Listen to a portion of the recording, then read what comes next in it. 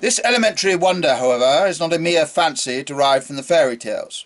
On the contrary, all the fire of the fairy tales is derived from this. Just as we all like love tales because there is an instinct of sex, we all like astonishing tales because they touch the nerve of the ancient instinct of astonishment. This is proved by the fact that when we are very young children, we do not need fairy tales. We only need tales. Mere life is interesting enough. A child of 7 is excited by being told that Tommy opened a door and saw a dragon. But a child of 3 is excited by being told that Tommy opened a door.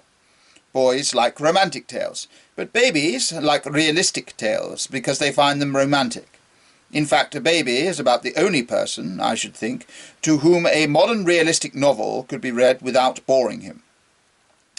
This proves that even nursery tales only echo an almost preternatural leap of interest and amazement.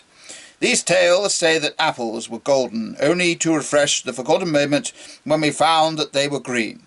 They make rivers run with wine, only to make us remember for one wild moment that they run with water.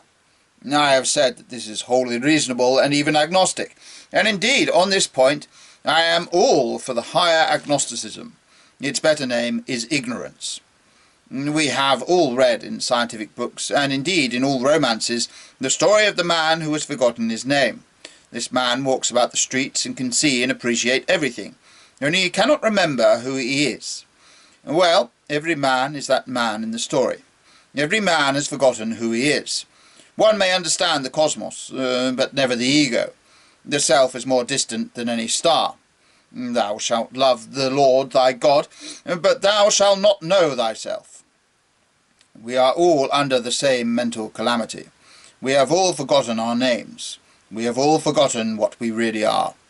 All that we call common sense and rationality and practicality and positivism only means that for certain dead levels of our life we forget that we have forgotten. All that we call spirit and art and ecstasy only means that for one awful instant we remember that we forget.